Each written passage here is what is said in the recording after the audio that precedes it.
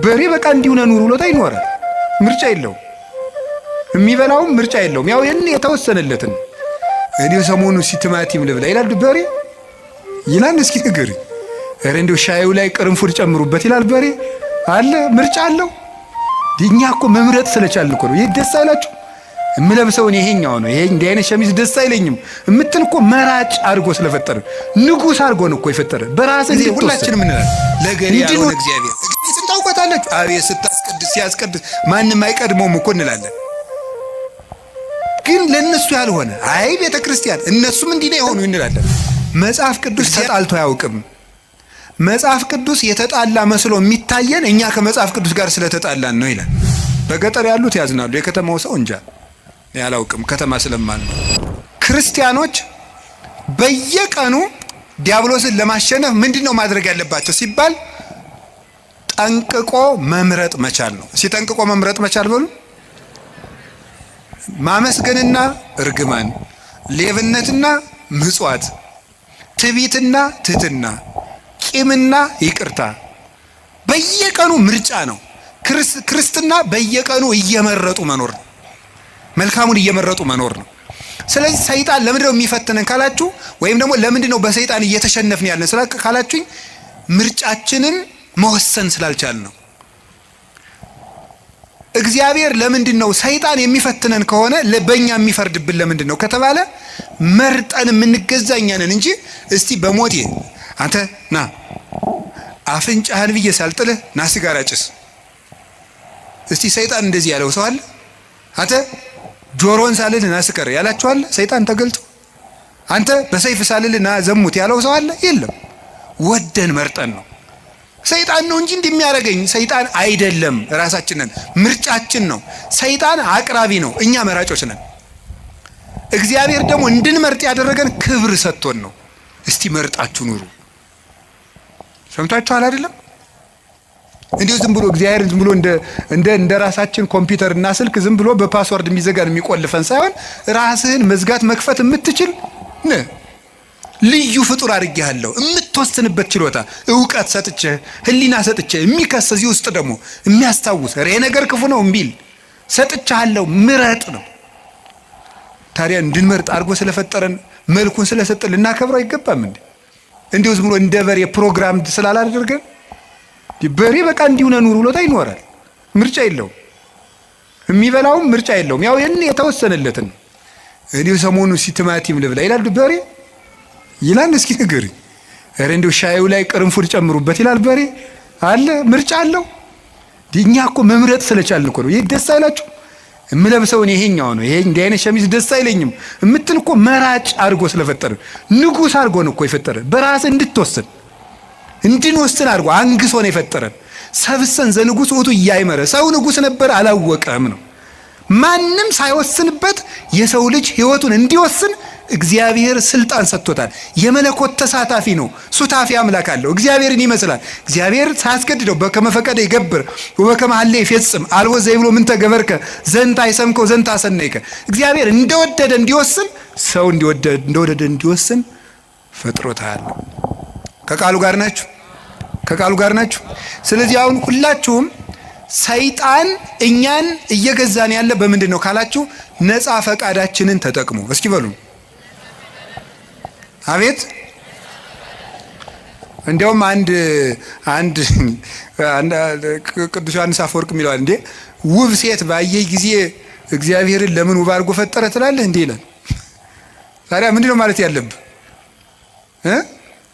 የራስህን ፈቃድ ተቆጣጠር እንጂ እግዚአብሔር ለምን ውብ አድርጎ ፈጠረ ትላለህ እንዴ? ብረቱ ላይ ሄደህ እጅ ቢቆረጥ እግዚአብሔር ለምን ብረት ፈጠረ ትላለህ? ራስህ ባለማስተዋል ተቆርጠህ ማለት። ሰይጣንን የሚቀልድብን በምንድን ነው ካላችሁ፣ በፈቃዳችን ነው። አሁንም ቢሆን በዚህ ዘመን የተሳሳቱ ስብከቶች አሉ። ሰይጣን ማንኛውም ሰው ላይ አለ የሚል ስብከት የለም።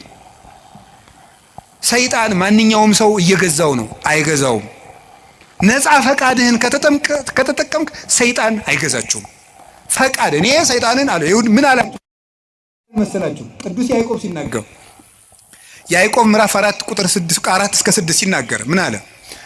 ኦሆ በልወ ለእግዚአብሔር እንብየ በልወ ለጋኔን ወይርቅ እምኔክሙ። እግዚአብሔርን እሺ በሉት ጋኔንን እምቢ በሉት ከእናንተም ይርቃል ይላል። እግዚአብሔርን እሺ በሉት ጋኔንን እምቢ በሉት ከእናንተም ይርቃል። ሰይጣንን እምቢ በማለት ማራቅ ይቻላል። አልፈልግም በማለት በፍላጎታችን ሰይጣንን አለማቅረብ እንችላለን። በፍላጎታችን የእግዚአብሔር መሆን እንችላለን። የእግዚአብሔር መሆንም ፈቃድ ነው። አሁን አንዳንድ ሰው ይላል እንዲሁ እግዚአብሔር እንዲሁ ጥሩ ሰው ቢያደርገኝ ይላል። እንዴ የወራችሁ እንዴ ሰው እኮ እንጨት አይደለም፣ በግድ አይጠረም። ፈቃድ ያለው ፍጡር ነው። አስፈቅዶ ነው የሚያድነህ። እንዲሁ እግዚአብሔር ሌሊቱን ሙሉ እንደው እንዳልተኛ ቢያደርገኝ አያደርግም እያልኳችሁ ነው። አያደርግም። ወደ መርጠህ ነው ማድረግ። ለምን ያስገድዳል እግዚአብሔር? እንደ እግዚአብሔር ለምን ፈቃዱን ያጋጫል? ፈቃድ ሰጥቶ እንደገና ለምን ያስገድዳል? እንዲሁ እግዚአብሔር ዓለሙን ሁሉ ጥሩ ቢያደርገው ምን ችግር አለ? አያስገድድማ። ነፃ ፈቃዱንሳ እንደዚህ ያድርው። ከቃሉ ጋር ናችሁ። እግዚአብሔር ከሁላችን ጋር ይሁን። ስለዚህ እግዚአብሔር እንድንፈተን ያደረገን በምንድን ነው? ነፃ ፈቃደት። ክርስቲያን ማለት በየቀኑ እየመረጡ መወሰን ማለት ነው። ክርስቶስ የሚወደውንና ለራስ የሚጠቅመንን ነገር መወሰን ነው። ውሳኔያችሁ ላይ ከተጠነቀቃችሁ ሰይጣንን ድል መንሳት ይቻላል ከእግዚአብሔር ቸርነት ጋር ማለት ነው። እንዲሁ ይህን ስፖርት ጌታ ሆይ እንዲሁ ይህን ስፖርት አላቀኝ ትላላችሁ አትሉ? ትላለህ። እስኪ ስለ ስፖርት አላቀኝ ብሎ የጸለየ እስኪ ትላላችሁ? እንዲሁ ይህን ጂም የሚባል የሚዘጋ አምላክ ብሎ የሚያውቃለ? ለምንድን ነው ደስ ብሏችሁ የምትሰሩት?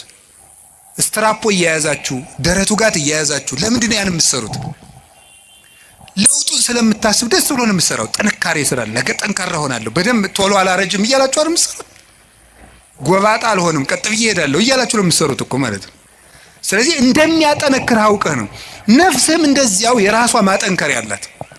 ነፍስን የሚያጠነክራት ምንድን ነው ካላችሁኝ፣ መከራ ነው የሚያጠነክራት። ወምንዳቤ አርሃበሊተ ሰፊ ልቡና የሚገኘው ከመፈተን ነው። ተፈትኖ የማያውቅ ሰው አትንኩ ባይ ነው። ከሰው ጋር መኖርም አይችልም። ስለዚህ እግዚአብሔር ከመከራ የተነሳ አሰፋልኝ ያለ ቅዱስ ዳዊት ለዚህ ነው። መከራ ትዕግስትን እንዲያደርግ፣ ትዕግስትን ተስፋን እንዲያደርግ እናውቃለን። ተስፋ ደግሞ አያሳፍርም ይላል ቅዱስ ጳውሎስ። መከራ ትዕግስትን ያደርጋል። ትዕግስት እንድናገኝ ብርቱ እንድንሆን። የሰው ልጅ እንደ አትክልት ነው።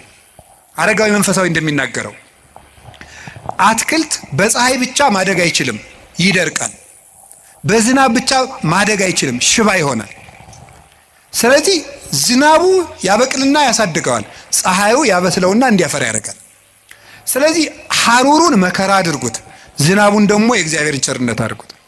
ሰው ሁልጊዜ ቸርነቱን ብቻ ቢያደርግለት መከራ ሳይመጣበት ብቻ ቢጠብቀው የሰው ልጅ ልፍስፍስ ይሆናል፣ ሰነፍ ይሆናል። ዝም ብሎ መከራ ብቻ ቢመጣ ደግሞ ተስፋ ይቆርጣል። ስለዚህ እግዚአብሔር ምን ያደርጋል? ሰው አትክልት ነውና አትክልቱን ለማሳደግ ከመከራውም ጥቂት ጥበቃውንም ሳያቋርጥ ሁለቱንም እንዲፈራረቁ ያደርጋል። ክረምትና በጋን አላቋርጥም ብሎ ለኖህ የነገረው ይሄን ነው። ክረምትና በጋ መፈራረቃቸው ክረምት ብቻ በጋ ብቻም አይደለም። ክረምትም በጋም የራሳቸው ጥቅም አላቸው። በጋ መከራ ነው፣ ክረምት ደግሞ ቸርነት ነው። ሁለቱም ደግሞ ተፈራርቀው ይተረጎማሉ ተለውጠው። ስለዚህ እግዚአብሔር እንደዚህ የሚያደርገው ለምንድን ነው ሳለ እንድንበስል ከመመከራ ለሃይማኖት ጥቅሙ ቅዱስ ጴጥሮስ እንደተናገረ ወርቅ የሚጠነክረው በመከራ ነው፣ ተፈትኖ ነው የሚጠነክረው።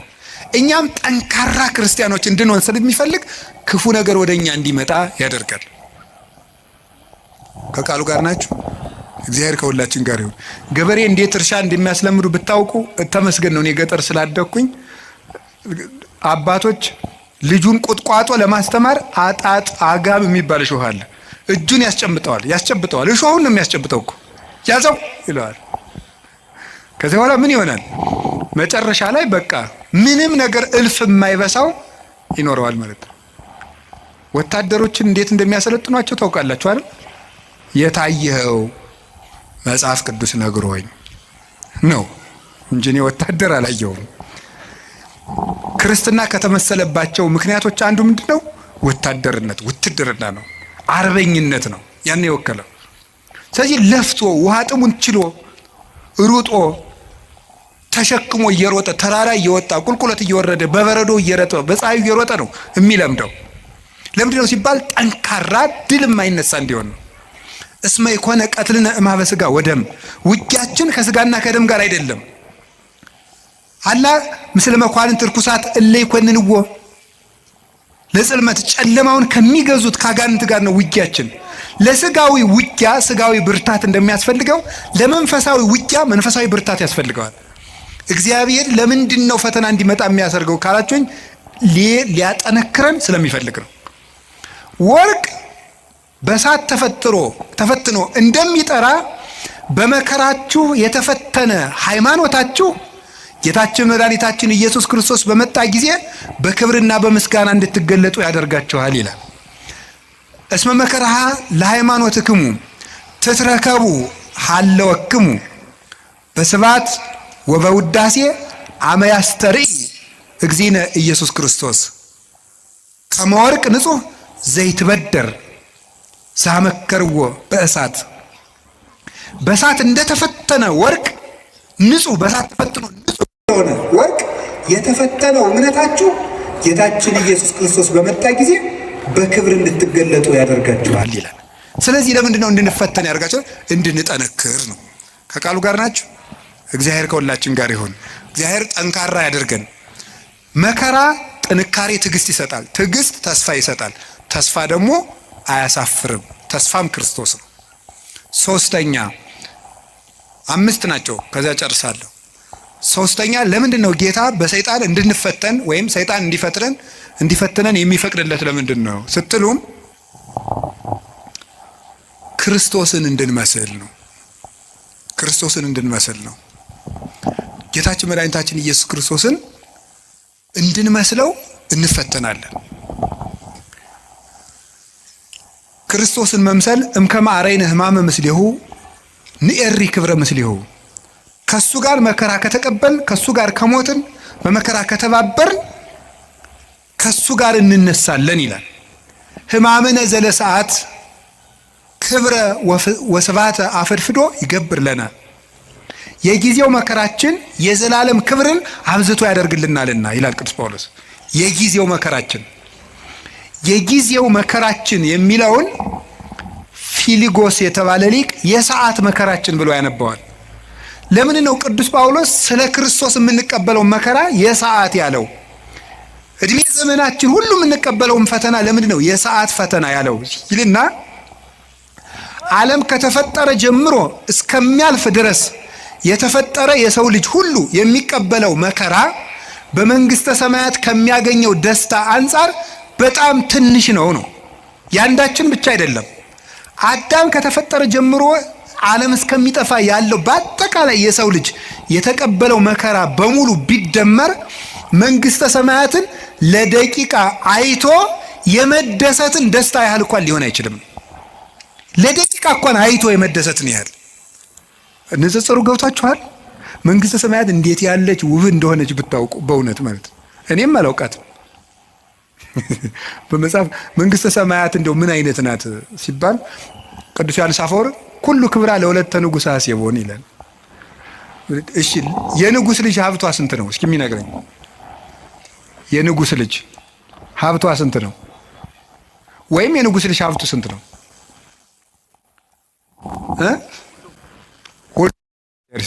የንጉሥ ልጅ ሀብቱ ስንት ነው?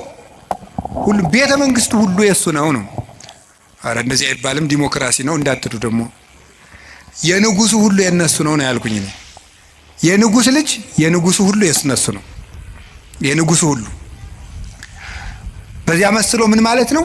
መንግስተ ሰማያት ሀብቷ ምን ያህል ነው ብትል የእግዚአብሔር ሀብት ሁሉ ነው ሀብቷ ይላል። ለምሳሌ አሁን እዚህ የማስተማር ጸጋ ያለው አለ፣ የመምከር ጸጋ ያለው አለ፣ የመቀደስ ጸጋ ያለው አለ፣ ብዙ ጸጋ አለ፣ የመጻፍ ጸጋ ያለው አለ፣ ብዙ አሁን ተመልከቱ፣ በምድር ላይ ጸጋ ልዩ ልዩ ነው። ሁሉም ሰው እኩል ጸጋ አይኖረውም። መንግስተ ሰማያት ግን ሁሉም ሀብት ለሁሉም ሰው አለው ነው። መንግስተ ሰማያት የሌለ ነገር የለም። የሌለ ቢኖረን የምንለው ነገርም የለም። አሁን እዚህ ውስጥ ቢኖረን የምንለው በጣም ብዙ ነው። ጤና ያለው ሀብት ያለው ደግሞ እንጃ ምን እንደሚመኝ ብቻ ቢኖረኝ የሚለው ሁሉም አለው።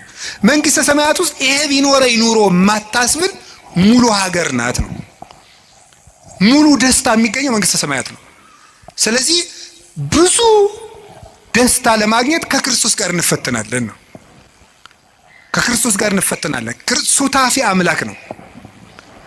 ሱታፌ አምላክ ነው። ክርስቶስን የምንመስለው አንዱ በመከራው ነው። ዓርብን ከመሰል እሁድን መስለን እንውላለን ነው። ዓርብ አብረነው ከተሰቀል እሁድ አብረነው ብርሃን እንለብሳለን። በክርስቶስ የምናምነው ትንሣኤውን ብቻ ሳይሆን ስቅለቱን ጭምር ነው። መቼም ዓርብን ትቶ እሁድን ብቻ የሚያምን ክርስቲያን የለም። ዓርብንም እሁድንም የምናምን ከሆነ እሁድ ትንሣኤውን ደስ የሚለን ከሆነ ስቅለቱንም መውደድ አለብን። እንደዚያ ከሆነ እንደ ዓርብ ውሎው እንሰቀላለን፣ እንደ እሁድ እንነሳለን። ማንም ይሰቅለን? የገዛ ስጋችን ይሰቅለናል፣ ዘመዶቻችን ይሰቅሉናል፣ ዓለም ትሰቅለናለች፣ ጋኔን ይሰቅለናል፣ ጥቅማቸው የተነካባቸው ሰዎች ይሰቅሉናል። ብዙ ስቅላት አለው። ስቅላት ማለት በችንካር መቸከል ላይሆን ይችላል። ከክፉ ሰው ጋር መኖርም መስቀል ነው። እሱም ራሱ መስቀል ነው። ስድብ መቻል ራሱ መስቀል ነው። ለምንድን ነው እንደው የሚጨቀጭቀኝን እገሌን የማያላቅቀኝ ከዚህ ጨቅጫቃ ጋር ምንድን ነው እግዚአብሔር ለምን የማያላቅቀኝ? መስቀል ነው። ዓርብን ለምን ትጠላለህ? መስቀል ነው። እንዲሁም ማሪሳቅ ምንድን ነው የሚናገረው? ከባልንጀራው ስድብን የሚናገር ሰው የክርስቶስን መስቀል በዕለተ ዓርብን ተገኝቶ እንደተሸከመ ይቆጠርለታል ነው። ስድብ የሚታገሰው ባልንጀራው ሲሰድበው ዝም ብሎ የሚሄድ ሰው እንግዲህ ክርስቶስ ክንድ ሙሉ ችንካር ከታገሰ የወንድምህን የሚጠሉትን አይሁድ ችንካር ከታገሰ የወዳጅህን ስድብ እንዴት አትታገስም ነው። እንዲያውም ቅዱስ ዮሐንስ አፈወርቅ የሚለው ወዳጆች ጠላቶቻችሁን ውደዱ ብሎ ቢያዘን ወዳጆቻችንን ጠልተን እንዲያው ምን ይበጀን ይሆን ይላል። ጠላቶቻችሁን ውደዱ ብሎ አዘዞን፣ ወዳጆቻችንን ጠልተንማ ምን እንመልስለታለን ይላል። እስቲ እግዚአብሔር ያሳያችሁ። የሚረግሟችሁን መርቁ ብሎ ሰው ሚስቱን መውደድ ካቃተው፣ ባሏን መውደድ ካቃታት፣ እማምኑትን ውደዱ ተብሎን ክርስቲያን መውደድ ካቃተን እንዴት ብለን ነው አሁን ለክርስቶስ የምንመልስለት? ስለዚህ መስቀል መውደድ ማለት ተከብረን፣ ሰው አይንካን፣ ማንም አይናገረን፣ ተደምጠን እንኑር፣ አንቆንጠጥ። እንዴ አንድ ባይታው ያሉ ነው የተባለው አባ ቤት እንደው ጸልዩልኝ፣ ምን ብዬ ልጸልይልህ? እንደው ቢናገሯት መሬት የሆነች እሺ፣ ምንም በቃ እንደው ጥበበኛ የሆነች እሺ፣ ሰርታ የማትታክት እሺ፣ ያዘዟትን የምትሰራ እሺ፣ አንድ ነገር የማትቀየም እሺ፣ ንግግሯ ለስላሳ እሺ፣ መልኳ የቀረሽ የማትባል ሚስት ስጠኝ ብለው ይጸልዩልኝ። እንዴ እንደዚህ ያሉ ሰዎች ቢኖሩ እኛ ስንመነኩስ ነበር አሉት አሉ።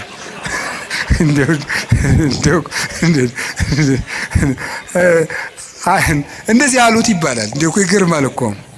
እንደዚያ ስላችሁ ጊዜ ግን እኛ ሴት ጠፍቶን የመነኮስን ማለት አይደለም። እሺ እንደው እናንተ እኮ ክፎች ናችሁ። እንደው እንደዚያ እንዳትወስዱት ደግሞ ማለት ነው። እንደዚያ ሳይሆን ምን ማለት የመሰላችሁ ይውላችሁ በቃ እንደው ምድር የሆነች ምድር የሆነ እንደው ትንፍስ ማይል እንደ የተደላደለ ሰው ስጠኝ መድኃኒዓለም ይላል። ተው እንጂ እንደዚያ ያለ ሰው የሚገኘው ገነት ስትገባ ነው። የለም እንደዚህ ያለ ሰው እወቁት ነው። አውቀን መግባት አለብን። በተኩላ መካከል እልካችኋለሁ ነው ያለ። በምን መካከል ነው እንዴ? ይገርማችኋል እኮ በበግ መካከል እልካችኋለሁ እኮ አይደለም፣ በተኩላ መካከል ትኖራላችሁ ነው ያለ። አሰሪ ተኩላ ሊሆን ይችላል፣ ሚስት ተኩላ፣ ባል ተኩላ፣ ተኩላ ልጅም ሊኖረን ይችላል፣ ተኩላ ቄስም ሊኖር ይችላል፣ መነኩሴም አባም ይኖራል። በእነዚህ መካከል እንዲሁ መድኃኒዓለም አቤት እንዲሁ ቢላችሁ ራሱ የምትሉት እነዚህን ክፉ ክፉ ቄሶች እንዲሁ ምጥጥ ብታደርጋቸው አያደርግም። በተኩላ መካከል ኑር ብለዋል። ኑር በምን መሃል ነው? በተኩላ መሃል ነው የምንኖረው። እንዲሁ ጌታ ሆይ ቸር አባት ስጠን፣ እነዚህን ክፎች አጥፍተን። አያጠፋም። እስከ ዓለም ፍጻሜ መናፍቅም አይጠፋም፣ ሌባም አይጠፋም፣ ሙዳይ ምጽዋት ገልባጭም አይጠፋም፣ ጉቦኛም አይጠፋም፣ ወንበዴም አይጠፋም፣ ዘረኛም አይጠፋም። ተኩላም አለ፣ በግም አለ ክርስቶስ እስከሚመጣ ድረስ። ይሄንን አውቃችሁ ዓርብ አብረነው መዋል፣ እሁድ አብረነው ትንሣኤውን ማክበር። እስኪ ዓርብም አብረን እንውላለን በሉ። እሺ እሁድም አብረን ደስ ይለናል በሉ እንጂ። ዓርብ አብረነው እንቀበራለን በሉ። እሁድ አብረነው እንነሳለን። እስቲ ዓርብን ተወዷታላችሁ? ስቅለትን ተወዷታላችሁ? በጣም ጥሩ። ዓርብን ዓርብ እኮ ስቅለት እኮ ገነት የተከፈተበት፣ ዲያብሎስ የተሻረበት፣ ካሳ የተካሰበት፣ ቤዛችን ኢየሱስ ክርስቶስ ለኛ ቤዛ አስታራቂ ብሎ ስጋውን ቆርሶ ደሙን አፍሶ የሰጠበት፣ ማእከለ ሰማይ ወምድር ሆኖ ምድርና ሰማያትን በሙሉ የቀደሰበት ቀን ነው። ዓርብን ከወደዳችሁት ከጎረቤትም ከልጅም ከቤተሰብም ከዚህ ዓለም ሲስተምም ከባለስልጣንም ከምን የምንቀበለው መከራ ሁሉ ዓርብን መሳተፍ ስላለብን ነው። ክርስቲያኖች ይሄንን ሱታፌ ሊያመልጠን አይገባም ነው። እንዲያውም መንግስተ ሰማያት ከዮሐንስ መጥምቅ እስከ ዛሬ ተገፍታለች አለና ምንድነው ያለ? ግፏን የተማሰጥዋ ግፈኞች ይነጣጠቋታል ይላል። ይሄን ምን ይላሉ? መከራ አይለፈን ብለው ልክ የተራቡ ሰዎች የሚወዱትን ምግብ እየተነጣጠቁ የሚመሩት መከራውን እየተነጣጠቁ ትሩፋቱን የሚሰሩት ናቸው። እነ ቅዱስ ፋሲለደስ እኮ ምንድነው ያሉት መሰላችሁ? ይሄ ዲዮቅልጥያኖስን እንዲህ አሉት፣ እኛ ክርስቶስ እናምናለን አለ። አንተ ታምናለህ? አታምንም? አናምንም። አላምንም አለ። ከዚያ ምን አሉት መሰላችሁ? ክርስቶስን የሚያምንን ሰው እምትገድል ሰው አይደለህ፣ እኛን የማትገለን ከሆነን አንተን እንገላለን አሉት። እንዴ ምን ማለት ነው ይሄ? ክርስቶስን የሚያምን ሰው ይገላል። እነሱን ግን በስልጣናቸው ፈልቶ እነሱ ሰማዕትነትን እየፈለጉ አልገላቸዋል። ክርስቶስን የሚያምነውን ሁሉ ክርስቲያኖች ከገደልክ እኛም ክርስቲያኖች ነን፣ ክርስቲያኖች እያልን ለምን የማትገደል ብሎ እንዲገላቸው ያስፈራሩት ነበር። ሰማዕትነትን ከመውደዳቸው የተነሳ ማለት ነው። ስለዚህ ከክርስቶስ ጋር መሳተፍ እንዴት እድል ነው። ቅዱስ ጳውሎስ ምንድነው ያለ መሰላችሁ? ቢቻለኝስ በሞቱም እንኳን ልመስለው ወዳለሁ ነው ያለ። ቢቻለኝ በሞቱም ልመስለው ወዳለሁ። ለምን? የትንሣኤውን ኃይል አውቃለሁና፣ አብሬው እንደምነሳ አውቃለሁና። ስለዚህ ምንም ነገር በሽታ ሊሆን ይችላል፣ ማጣት ሊሆን ይችላል፣ እንግልት ሊሆን ይችላል፣ መገፋት ሊሆን ይችላል፣ ስም መጥፋት ሊሆን ይችላል። ዓርብ ነው። ማጣት ከሆነ ጌታችን ልጆቻችሁ ሞተውባችሁ ወይም ጥለዋችሁ ሄደው ክደዋችሁ ከሆነ የወለዶቻቸው መናፍቅ ሊሆኑ ይችላሉ። ጠብቁ። ግን ልጆቻችሁ ቢክዷችሁ ክርስቶስም ልጆቹ ክደውት ብለዋል። ዓርብ ክደውት ነው ያለው። ከአንድ ከቅዱስ ዮሐንስ በቀር አናውቀውም ብለዋል። አታችሁ ከሆነ ክርስቶስም ልብሱን አጥቶ ተገፎ ነው ያለው። ስማችሁ ተጠፍቶ ከሆነ ክብር ምስጋና ይገውና ወንበዴ ሲባል ሲሰደብ ነው ያለው። ስሙ ኢየሱስም ሲሰደብ ውሏል። ቆስላችሁት ከሆነ የማይድን በሽታ ይዟችሁ ከሆነ እሱ ሲቆስል ነው ያለው። ይሄ ነው እሱ ጋር ነው የተሰቀል ነው። ስንጠመቅ እኮ ይውላችሁ ውሃ ውስጥ ቄሱ እንዲህ አድርጎ ውሃ ውስጥ የሚጨምረን ዋናው ምክንያት ምንድነው? ከክርስቶስ ጋር ተቀብረናል ማለት ነው። ብቅ የሚያደርገን ደግሞ ከክርስቶስ ጋር ተነስተናል። ከክርስቶስ ጋር ሱታፌ ነው እና ቅዱስ ጊዮርጊስ ያለው ምንድነው? መከራን ስላሳተፍከኝ አመሰግናለሁ ነበር የሚለው። አንድ መከራ ተቀብሎ ሲጨርስ ቅድስት አርሴማ በእሳት ውስጥ ስትወርውራ ስትጨርስ አንበሳ ተወርውራ ገርፈዋት ደብድበዋ ሲጨርሱ ጌታዬ ኢየሱስ ክርስቶስ መከራህን ስላሳተፍከኝ አመሰግናለሁ። አቡነ ተክለ ሃይማኖት የምታርፍበት ጊዜ ደርሷል ሲላቸው ጌታ መጥቶ ጌታዬ ኢየሱስ ክርስቶስ የምትወደኝ ከሆነ የዕለተ ዓርብ ውሎህን እንደ ቅዱስ ጊዮርጊስ አሳትፈኝ ነው ያሉት። ይህንን ተሳትፍ ሱታፌ ይፈልጉታል። ከክርስቶስ ጋር የሞተ ዘሐመ ምስለ ክርስቶስ ይነግስ ምስለ ክርስቶስ፣ ከክርስቶስ ጋር የታመመ ከክርስቶስ ጋር ይነግሳል ይላል ርቱዕ ሃይማኖት። ይህንን ለማድረግ ነው ጌታ መከራ እንድንቀበል ያደርገን። መከራውን አሳትፎ ትዕግስቱን አድሎ ትንሣኤውንም ያድለን መድኃኔዓለም። አራተኛ ነው ሶስተኛ ነው? አራተኛ ዲያብሎስ አቅም እንደሌለው ለማሳየት ነው እንዲፈትነን የሚፈቅድለት። ምንድነው ያልኳችሁ? በሉ እንጂ አይዟችሁ። ምን እንደሌለው ለማሳየት ነው? አቅም እንደሌለው ለማሳየት ነው። ዲያብሎስ አቅም የሌለው ደካማ መሆኑን ለማሳየት ነው። አቅም የለው። የማቴዎስ ወንጌል ምዕራፍ 16 ቁጥር 19 ላይ ሲናገር ቅዱስ ጴጥሮስም ብሎታል፣ አንተ አለት ነህ፣ በአንተ አለትነት ላይ ቤተክርስቲያኔን እሰራታለሁ ብሎታል። አንተ አለት ነህ፣ በአንተ አለትነት ላይ ቤተክርስቲያኔን እሰራታለሁ አለና ምንናል? የሲኦል ደጆችም ምን አይሏትም ነው ያለው? አይችሏትም። የሲኦል ደጆች ማለት ነው የገሃነም ደጆች አይችሏትም። ወደ ገሃነም የሚወስዱ በሮች የተባሉት አጋንንት ናቸው። በበር በኩል ወደ ቤት እንደሚገባው ወደ እሳት ቤት የሚወስዱ አጋንንት ናቸው። እነዚህ ቤተክርስቲያንን መቋቋም አይችሉም ነው። ቤተክርስቲያን ዲያብሎስ ሁሉንም አቅም ቢጠቀም ከክርስቶስ ቤተክርስቲያን በታች መሆኑን ለማሳየት ነው። ዲያብሎስ የክርስቶስን ቤተክርስቲያን ለማጥፋት ያልተጠቀመው ነገር የለም። ሁሉንም ነገር ያለውን ነገር ተጠቅሟል። ክደትን ተጠቅሟል። ናሪዎስን፣ ንስጥሮስን፣ ነሊዮንን ሌሎችንም ተጠቅሟል። ክደትን ተጠቅሟል። ስም ማጥፋትን ተጠቅሟል። ዱላን ተጠቅሟል። 12ቱን ሐዋርያት በዱላ ፈትኗቸዋል። ቶማስን ቆዳውን በማስገፈፍ፣ ቅዱስ ጴጥሮስን ዘቅዝቆ በማሰቀል፣ ቅዱስ ጳውሎስን አንገቱን በማስቆረጥ፣ ቅዱስ ዮሐንስን የፈላ በርሜል ውስጥ በመክተት፣ ቅዱስ ማትያስን እንደ አውሬ ሰው በሚበሉ ሰዎች ሀገር በመውሰድ ስጋውን ሊበሉት በመፈለግ ሁሉ አጋንንት ያደረባቸው ሰዎች በጣም ብዙ መከራ ተጠቅሟል። አሁንም የምታዩት ነው። በዘመነ ሰማዕታት 40 ዘመን ክርስቲያኖች እንዲሰቃዩ በሐዋርያውያን አበው ዘመን፣ በሐዋርያት ዘመን ሲያልፍ በሐዋርያውያን አበው ዘመን እነ ቅዱስ አግናጢዮስ በተራበ አንበሳ እንዲበሉ በማድረግ እነ ቅዱስ ጊዮርጊስ እነ ቅዱስ ፋሲለደስ የተቀበሉትን መከራ ታውቃላችሁ። እነ ቅዱስ መርቆሬዎስ በብረት ምጣድ እየተጠበሱ ከውሻ ጋር ምግብ ሰጥተዋቸው አስርበው ሰንብተው ውሻውንም አስርበው ሰዎቹንም አስርበው ክርስቲያኖችን ሰንብተው ከውሻው ጋር ምግብ አቅርበው ሊበሉ ሲሉ ውሻው እንዲነክሳቸው በማድረግ ተነክሰው እጃቸውን ሲሰበስቡ ሰው እንዲስቅባቸው በማድረግ እናንተ ለኳስ የምትሰበሰቡበት ስታዲየም በዘመነ ሰማዕታት ጊዜ ክርስቲያኖች ሲሰቃዩ እያዩ ለመሳቅ የሚሰበሰቡ ሰዎች ይሰበሰቡ ነበር። ሲሰቃዩ ያሉ ለመሳቅ ያ ሁሉ ነገር ተደርጓል። በክርስቲያኖች ላይ ያልተደረገ ገደል ውስጥ ወርውረዋቸዋል። ከአንገታቸው ድንጋይ እያሰሩ ባህር ውስጥ ጥለዋቸዋል። በመጋዝ እኩል ቀኝ እጅና ቀኝ እግር ግራጅና ግራጅ እግር አንድ ላይ እንዲሰነጠቁ ተደርገዋል። መሬት ላይ ተጋድመው ቀስ ቀስ እየተደረጉ በመጥረቢያ ተቆርጠዋል። እነ ቅዱስ ቶማስ ዘመራስ ደግሞ 22 ዓመት ይችን ቆርጠው አንድ ቀን ቆርጠው ወስደው ያጤሳሉ። አንድ ቀን መሞት እኮ መታደል ነው።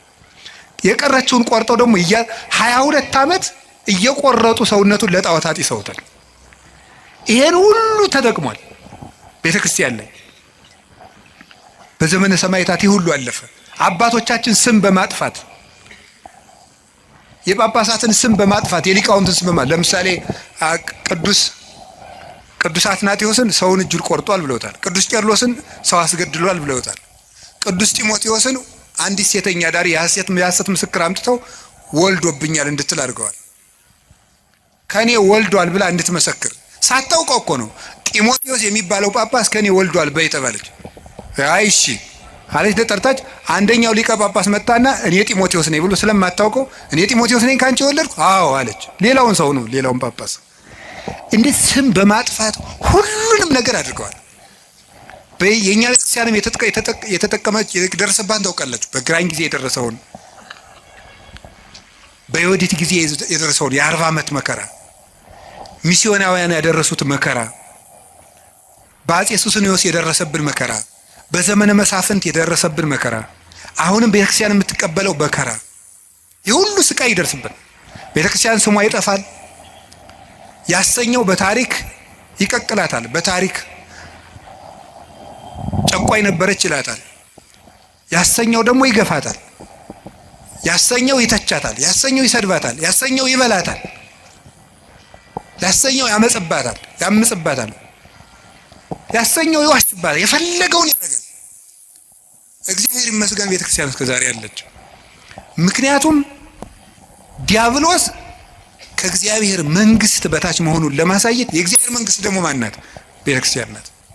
ቤተክርስቲያን የእግዚአብሔር መንግስት ናት። የዲያብሎስ ሁሉም አቅም የእግዚአብሔርን መንግስት መቃወም እንደማይችል ለማሳየት ነው። አሁን ዲያብሎስ ሁሉንም ይጠቀማል። ኃጢአትን ይጠቀማል፣ ፖለቲካን ይጠቀማል፣ ዘረኝነትን ይጠቀማል፣ ጭፈራውን ይጠቀማል፣ ሁሉን ነገር ይጠቀማል የእግዚአብሔር መንግስት ለማውጋት። የእግዚአብሔር መንግስት ግን ከዲያብሎስ ከሁሉም ውጊያ በላይ ነው። ሰውን ብትዋጋ ወይ ታሸንፈዋለህ ወይ ያሸንፋል። እግዚአብሔርን ብትዋጋ ግን ትጠፋለህ፣ ትሸነፋለህ እንጂ አታሸንፈውም ብሏል ቅዱስ ዮሐንስ አፈወርቅ። እግዚአብሔር ይሄን ለማስተማር ዲያብሎስ ከሰው አቅም በታች መሆኑን ለማሳየት እንዲፈትነን ይፈቅድለታል። አንድ ነገር ግን ልንገራችሁ፣ ዲያብሎስ ቤተክርስቲያንን አያጠፋትም ማለት እኛ እንጠፋም ማለት እንዳይመስላችሁ። ቤተክርስቲያን ማለት ቅድስት የክርስቶስ አካል ናት። አሁን ለምሳሌ የኢትዮጵያ ኦርቶዶክስ ተዋሕዶ ቤተክርስቲያን ሁሉም ምዕመናን በሙሉ ቢያልቁ ቤተክርስቲያን ጠፋች አይባልም። ቤተክርስቲያን የምትባለው የህንድም፣ የሶሪያም፣ የአርመንም፣ ይችም የግብፅም ነው።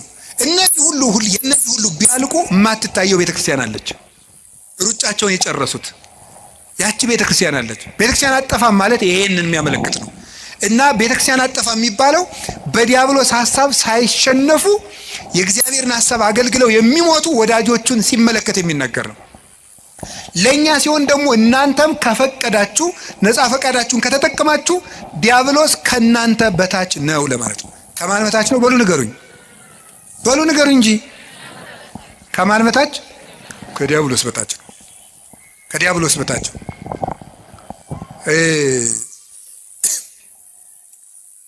በጉልበት ያልተቻለ በእግዚአብሔር ይቻላል። ዲያብሎስ አሁን ዛሬ በጣም እኔ የገረመኝ በዚህ ዘመን የሚመጡ ሰዎች አንዳንዶቹ ምን ያደርጋሉ መሰላችሁ? ሁልጊዜ በቃ ሰይጣንን እንደማንችለው ያወሩናል። ሰይጣንን በቃ አንችለውም በሆነ ታምራት ካልሆነ ሰይጣን እንዳይቻል። ሰይጣን ከማንም ክርስቲያን በታች ነው። በሉ በሞት ይበሉላችሁ። ሰይጣን በሉ ከማንም ክርስቲያን በታች ምንድን ነው? በቃ እናንተ ሁላችሁም ክርስቲያኖች በሙሉ ምዕመናን በሙሉ ዲያብሎስን የማሸነፍ ስልጣን አለን። ፊልጵስዩስ ምዕራፍ 4 ቁጥር 6 ላይ ኩሎ እክል በዘውእቱ አክህለኒ ክርስቶስ፣ ኃይልን በሚሰጠኝ በክርስቶስ ሁሉን እችላለሁ። እስኪ በሉ ኃይልን በሚሰጠኝ በሉ በክርስቶስ በማን? በክርስቶስ ሁሉን እችላለሁ። ሁሉ ካለ ዘያምን ለሚያምን ሁሉ ይቻላል። የሚሳናችሁ ምንም የለም ብሎናል እኮ ክርስቶስ። የሚሳናችሁ ምንም የለም። ማንኛውም ክርስቲያን አማትቦ ጸልዮ ዲያብሎስን ማሸነፍ ይችላል። ግን አንድ ነገር ልንገራችሁ፣ በጸሎት የብዛት ዲያብሎስን አሸንፈዋለሁ ማለት ቀልድ ነው እንዴ? ምን ማለት ነው? ምን ማለት እንዴ? ጸሎት ሰይጣንን አያሸንፍም እያልክ ነው? አላልኩም። ሰይጣንን የሚያሸንፍልን እግዚአብሔር እንጂ ጸሎታችን አይደለም። ገብቷችኋል? የምንጸልየው ከእግዚአብሔር ጋር ለመሆን ነው እንጂ ዲያብሎስን ለመዋጋት አይደለም። አሁን ግልጽ ሆኖላችኋል? በገዳም መነኮሳት እንደመነኮሱ ገዳም እንደገቡ ምን ይሆናል መሰላችሁ? ወዲያው እንደመነኮሱ አካባቢ እንሽላሊት ምናምን እየመጣ ያስፈራራቸዋል። በጣም ክፉ ነው። እንሽላሊቱ እያለ ሁሉ ያስፈራራቸዋል። እንዲሁ ምንኩስና አሁን እንደዚህ መሽለምለም እንዳይመስላችሁ ቢጫ አድርጎ እንደገባ ነው ስቃይ። አሁን ከፈለገ ምን ያደርገው? እንሽላሊቱን ሲጸልይ ፊት ለፊቱ እንሽላሊት ይመጣል። ከዛ ሲበላ ደግሞ የቅድሙን እንሽላሊት ነው እኮ የምትበላ ይለዋል። ጦሙን እንዲውል ስለሚፈልግ ማለት ነው። ይዋጋዋል። እና ጀማሪ መነኩሴ ያልገባው ፈሊጥ ያላወቀው ምን ይላል መሰላችሁ? እንሽላሊቱ ማታ ሲመጣ ምንድነው የሚያደርገው? ፍካሬ ዘጻድቃን ወዛጣን መዝሙር ዘዳዊት ሃሌሉያ ሲል እንሽላሊቱ አላለቀም፣ አልሄድም አለ። ዞር ብሎ ያየዋል ደግሞ አለ ነው 150 ነው የምዘልቀው ዛሬ ሰብህ ወለእግዚአብሔር በቅዱሳኑ አልሄድም። በቃ እንደዚህ እያደረገ አይደል ነው። አሁን ደግሞ እስቲ እንታያለን። በስግደት ደግሞ 300 ሲሰግድ አለ። ለምንድን ነው የማይሸሸው ሲባል ይሄ ሰውዬ በሐሳቡ በምኑ ነው አሸንፈዋለሁ ብሎ የሚያስበው? በጸሎት በእግዚአብሔር ቸርነት ቢል ግን አንድ አቡነ ዘበሰማያት እንዳለ ይጠፋል።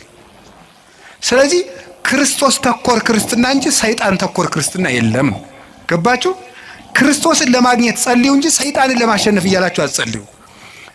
አንድ አባት ያልተናገረዋል። አንድ የበረሃ አባት ሰይጣንን እያሰብክ የምትጸልይ ከሆነ አታሸንፈውም፣ በጉልበት አትሸንፈውም። እንዲያውም ምን ብሎ ይናገር?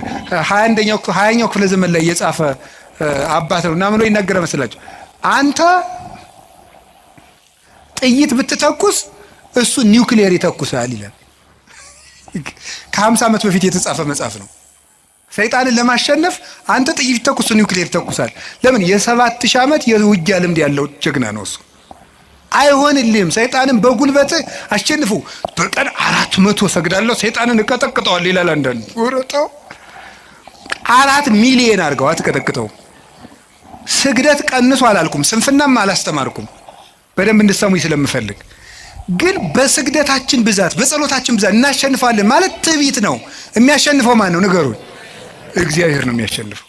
እኔ ቅዱስ እንጦንስን እኮ መጡ። ቅዱስ እንጦንስ ከባቱ ከሚጸልዩበት መሃል ምን መስል አጋንንት በሙሉ የሰውዬ እንግዲህ ብለው ማስወጣት ሳቃታቸው ቢሉ አንድ ቀን እስኪ አውሬውን እንሆንበትና እንደራጅና ብሎ ተደራጅተው ምን ወጡ? አንተ እባቡን፣ አንተ ደግሞ አይጥውን፣ አንተ ደግሞ እንዲስቅ ይሆነ አንድ እንደው ይገርማል እኮ አባ ፓምቦ የሚባለው ሰይጣን ራሱ ለመፈተን አባ ፓምቦ የሚባለውን አባት ለመፈተን ሰይጣን ምናል በጣም ብዙ ሺህ አጋንንት አልስቅም ብሎ አርምሞ ያዘ አባት ነው። በጣም ብዙ ሺህ አጋንንት አንድ ብርሌ ማንሳት አቅቷቸው ያሳዩታል እንዲስቅ ማለት ነው። እሱ ግን መሳቁን ትቶም እንዳለ ታውቃላችሁ፣ ይሄ የሚያሳየው አቅመ ቢስነታችሁን ነው አላቸው። እንኳን ሊስቅ ማለት ነው። ሰይጣን በማሳቅም በምን ስልቱ ብዙ ነው። ወደ እንጦንስ ሲመጡ ዘንዶ ሆኖ ይመጣል፣ እንደ እባብ የሚያፏጫል። አስባችሁታል ምዕመናን? ዘንዶ ቢመጣባችሁ ዘንዶ ብዙ ሲሆን ከዛ ደግሞ እባብ ቢመጣ ከዛ ደግሞ ጊንጥ ቢመጣ እንደገና ነብር ቢመጣ እንደገና አንበሳ ቢመጣ እንደገና ጅብ ቢመጣ አይጥም ቢመጣ አረኔ ራሱ አይጥ ራሱ አሁን ሌሊት አሁን አይጥ መጣ ደህና ናችሁ ብትል አታስፈራም? ያ ሁሉ እንደ ሰው እየተነጋገረ ያፏጭ መጣ። እንዴ እኮ ይገርማል እኮ። ምንድነው ያላቸው? ይሄ የሚያሳየው አቅም እንደሌላችሁ ነው አለሱ። አቅም ቢኖራችሁ ኑሮ ለኔ እኮ አንዱ ጅብ ይበቃኛል አላቸው። አቅም ስለሌላችሁ ግን ብዙ ናችሁ መጣችሁ። ይሄ አቅም የላችሁም፣ ግን እኔ አቅም የለኝም ክርስቶስ ይዋጋችሁ እንጂ ሲላቸው ሁሉም ብትን ብለው ጠፉ። ክርስቶስ ይዋጋችሁ እኔ አቅም የሌለኝ ሰው ነኝ በማለቱ ማለት ነው። ስለዚህ እግዚአብሔር ይርዳን ነው እንጂ ተመስገን። እኔ እንደው አንዳንድ ደጋግ ምዕመናን ራሱ ሳገኛቸው ተመስገን ይሄው 5 ዓመቴ ነው መቁጠሪያ ቆጥራለሁ፣ አብይ ጾም ጾማለሁ፣ ሰይጣንን እየቀጠቀጥኩት ነው። እሱ ነው እየቀጠቀጠ ያለ ጌታ። እንደዚህ ማለት በራሱ መቀጥቀጥ እኮ ነው። እውነቴን እኮ ነው። ሰይጣንን ተመስገን ነው እየቀጠቀጥኩት ነው አይባልም። ሰይጣንን የሚቀጠቅጠው ማን ነው? ምን አለ? እግዚአብሔር አምላከ ሰላም ይቀጥቅጦ ለሰላም ታይተ እገሪክሙ፣ የሰላም አምላክ እግዚአብሔር ሰይጣንን ከእግራችሁ በታች ይቀጥቅጠው ብሏል። ሮሜ 16:16 ላይ ዲያብሎስን በጉልበታችን አናሸንፈውም፣ በእግዚአብሔር ቸርነት ግን እናሸንፈዋለን። ስለዚህ ዲያብሎስ ከኛ አቅም በታች ነው፣ በእግዚአብሔር ቸርነት እችላለሁ በሉ። እንትን ካልሄድኩ ሰይጣን አይወጣም፣ እንትን ካልሄድኩ እንትን ሰይጣን አይወጣም እያላችሁ እንደዚህ አትበሉ። ዲያብሎስን ዓለምን የሚያሸንፈው እምነታችንና ከክርስቶስ ጋር መኖራችን ነው። ጌታችን ኢየሱስ ክርስቶስ እውነተኛ ብርሃን ነው። ዲያብሎስ ደግሞ ጨለማ ነው። ብርሃን ደግሞ ጨለማ ባለበት አይኖርም። ወደ ብርሃን ፊታችንን እንዙር። ዲያብሎስ በእኛ ላይ አቅም የለውም እና እጃችሁን አትስጡ። ማንም ሊጫወትባችሁ አይገባም። ይሄ ጠንቋዩ ሁላ እየመጣ እየሮጠ በእውነቱ ሰይጣን ማን ትባላለህ? ሰይፉ ጨንገር የት ነው ያስካት? ትምህርት ቤት ምንድን ነው እንዲህ ያለ ነገር? ነውር አይደለም እንዴ? ማን ነው የደገመባት? ያክስቷ ልጅ እንዴ! ይሄ ነውር አይደለም? እግዚአብሔር እስቲ ጠብ የሚዘራ ታምር ያደርጋል? እስቲ ንገሩኝ በሞቴ ሌላውን ንገሩኝና እግዚአብሔር ሰው እንዲጣላ ይፈልጋል? አሁን አጋንንት በሚለፈልፉበት ስንት ሰው ተጣልቷል። በሞት እየተፈላለገ ነው ያለ። እገሌ ደግሞ ብኝ ነው ሀብት ያሳካልኛል፣ እገሌ ደግሞ ብኝ ነው ትምህርት ሳይሳካ ይቀር እየተባለ። እግዚአብሔር እኮ የፍቅር አምላክ ነው። አጋንንትን ሲያወጣ ዝም ብሎ ያወጣቸዋል። የእግዚአብሔር ታምር ሌላ ችግር ፈጥሮ አይሄድም። ትክክል አይደለም። ስለዚህ የእግዚአብሔር ቤተሰቦች አጋንንትን የምንዋጋው ከእግዚአብሔር ጋር በመሆን ነው። ከማን ጋር ነው? ከእግዚአብሔር ጋር ምን ሆነው ምንድን ነው? የማቴዎስ ወንጌል ምዕራፍ 28 ቁጥር 19 ላይ አነ ይሄሉ ምስሌክሙ እስከ ልቀት ዓለም፣ እኔ እስከ ዓለም ፍጻሜ ከእናንተ ጋር ነኝ ብሏል። ለማን ያላቸው? ለሐዋርያት በሉ። ለማን? እኔ እስከ ዓለም ፍጻሜ ከማን ጋር ነኝ? ሐዋርያት ዛሬ አሉ፣ በስጋ አሉ። በእናንተ ቤተ ክርስቲያን እኖራለሁ እያላቸው ነው። ስለዚህ ከእግዚአብሔር ጋር ለመኖር ቤተ ክርስቲያን ውስጥ አትጥፉ። እንዲያውም ንገራችሁ እንዲያው ሰይጣን የሚያስለቅቅ ጸበል የትኛው ነው? የዮሐንስ መጥምቅ ይሻላል። አቡነ ተክለ ሃይማኖት ጥሩ ናቸው አሉ። የሚካኤል ነው ጥሩ። የትኛውም ቤተ ክርስቲያን ውስጥ አጋንንት ይሸነፋል። እስኪ በሉ የትኛውም በሉ። ቤተ ክርስቲያን ውስጥ ማን ይሸነፋል? አጋንንት ይሸነፋል። ከቤተ ክርስቲያን ጋር ህብረት ይኖራችሁ። ሚካኤል ከሆነ ደብራችሁ ሚካኤል ጋር ህብረት፣ እዚያው ሂዱ። እዚያው ክርስቶስ አለ። ገብርኤል ከሆነ እዚያው ህብረታችሁ፣ እዚያው ህብረታችሁ ውስጥ አትነጠሉ። የክርስቶስ ህዋስ መሆናችንን ጠብቁ። ክርስቲያን የክርስቶስ ህዋስ ነው። ህዋሱ የሚበሰብሰው ከአካሉ ተቆርጦ ሲጣል ነው። ካልተቆረጥን እኛን የሚነካን የለም። ህዋሱ ቤተ ክርስቲያን አካሉ ናት። ክርስቶስ ራስ ነው። እኛ ደግሞ እቺ ጣት ናት። እቺ ይችን ጣት ምስጥ የሚበላት ተቆርጣ ስትወድቅ ነው። ከአካሏ ጋር ከኖረች የሚነካት የለም። ቤተ ክርስቲያን የክርስቶስ አካል ናት። ከቤተ ክርስቲያን ጋር ህብረት ካለን ዲያብሎስ እኛን መንጠቅ አይችልም። እግዚአብሔር ከሁላችን ጋር ይሁን። የመጨረሻው አምስተኛው እግዚአብሔር ለምን ሰይጣን እንዲፈትነን ይፈቅድለታል? አምስተኛው ከፈተናው ስለምናተርፍ ነው። እስኪ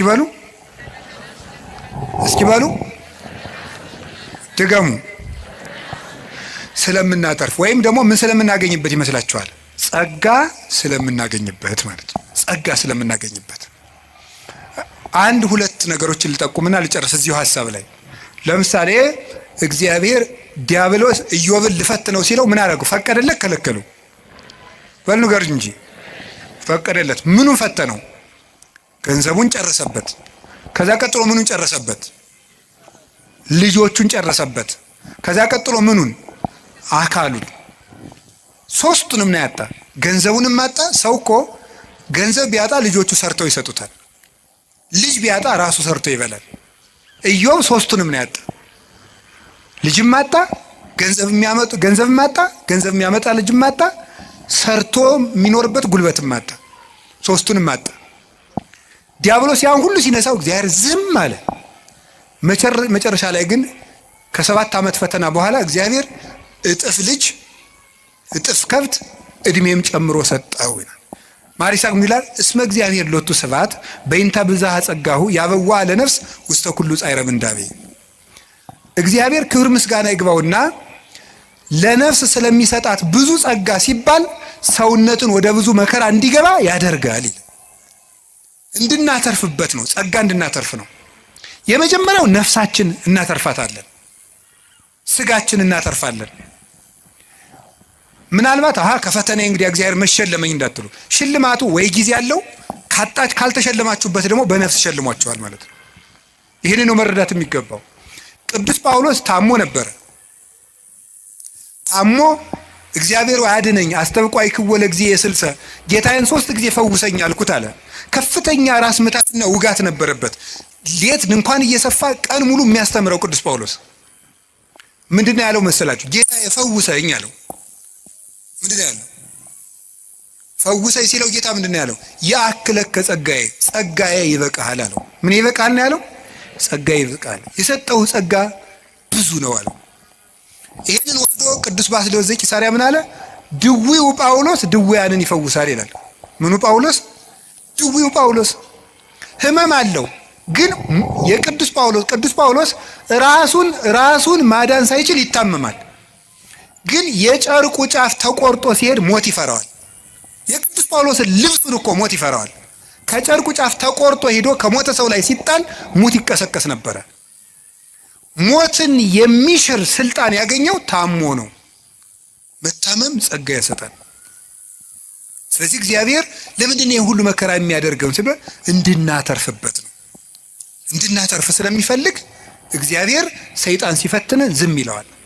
ባኮቴት በምስጋና በትዕግስት ከተቀበልነው ሁሉም ነገር ለትርፍ ነው። መንግስተ ሰማያትን እናተርፍበታለን።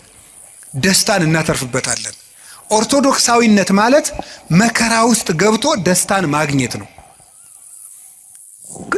ክርስቲያን ሆናችሁ ደስታን ማንም እንዳይነጥቃችሁ የምትፈልጉ ከሆነ ሁልጊዜ ስታዝኑ ነው የምትኖሩት። ክርስቲያንነት ማለት ዓለም የማይደሰትበትን ነገር መርጦ የማይነጥፍ ደስታ ውስጥ መግባት ነው። ያ የማይነጥፍ ደስታ ክርስቶስ ነው። እንዲህ አላቸው ሐዋርያትን፣ ወለፍስሐክሙ አልወዘ ያይደክሙ፣ ደስታችሁን የሚወስድባችሁ የለም አላቸው። ደስታችሁን የሚወስድባችሁ የለም አላቸው። ከዛ አይናቸው እንደሆነ አውጥተዋቸዋል፣ እጃቸውን ቆርጠዋቸዋል፣ ገርፈዋቸዋል፣ ከምኩራብ አውጥተዋቸዋል፣ የፈላ እሳት ውስጥ ጥለዋቸዋል፣ ወርውረዋቸዋል፣ ደብድበዋቸዋል፣ ከበሬ ጅራት ቋጥረው ጎትተዋቸዋል። እንደዚያ ከሆነ ደስታችሁን የሚወስድባችሁ የለም የሚላቸው ለምንድን ነው? ደስታቸው ማን ስለነበረ ነው? እኔን የሚወስድባችሁ የለም ነው። በልብስ ልደሰት ብትል ልብስን ወይ ሰዎች ይወስዱታል፣ ወይም የተሻለ ልብስ አሰፍተው የሚመጡ ሰዎች ያስቀኑና በአንተ ልብስ መደሰት ታቆማለህ። በጤና ብትደሰት ሲያምህ ይከፋል። በመልክ ብትደሰት ስታረጅ ይከፋል። በሚስታችሁ ብትደሰቱ ስትሞት ይከፋችኋል። በባል ስትደሰቱ ሲሞት ይከፋል። ቅዱስ ጎርጎርዮስ እንደተናገረ በሀብት ብትደሰቱ ስታጡ ትከፋላችሁ። በሹመት ብትደሰቱ ስትሻሩ ይከፋችኋል። በክርስቶስ ብትደሰቱ ግን ማንም አይወስድባችሁ። እሱን ማን ይነጥቀናል? ሁሉ ይወሰዳል። የማይወሰድ ሀብት ክርስቶስ ነው። ስለዚህ ቅዱስ ጳውሎስ ምን አለ? እላችኋለሁ በክርስቶስ ደስ ይበላችሁ አለ። እላችኋለሁ በማን ደስ ይበላችሁ አለ? ደግሜ እላችኋለሁ በክርስቶስ ደስ ይበላችሁ አለ። ሁልጊዜ በጌታ ደስ ይበላችሁ አለ። ለምንድን ነው ሁልጊዜ በጌታ ደስ ይበላችሁ? አሁን ምግብ ሁልጊዜ ማስደሰት ይችላል? እስኪ አሁን ጧት የበላነው ምግብ ማታ እንደገናም ጧት እንደገናም ጧት አያስደስትም። አንድ ልብስ እኮ እንደውም ጥሩ ልብስ የሚያስደስተው አልፈን ስለምንለብሰው ነው። ሁሉ ነገር ሁልጊዜ አያስደስትም። አንድ ቀን ቢያስደስት፣ ክርስቶስ ግን ሁልጊዜ ደስታችን ነው። ይሄን ደስታ ለማግኘት የማያልቅ ደስታ ለማግኘት ጥቂት ደስታዎቻችን እንድናጣ ይፈቅዳል ክርስቶስ። የማይነጥፈው ደስታችን መድኃኔ ዓለም ነው። የልቡናችን ደስታ፣ የነፍሳችን ረሃብ፣ ጥጋባችን፣ የልቡናችን ዘውድ፣ የሰውነታችን ትምክት እርሱ ክርስቶስ ነው። ሁልጊዜ በክርስቶስ ደስ ይበላችሁ። ወስብሐት ለእግዚአብሔር።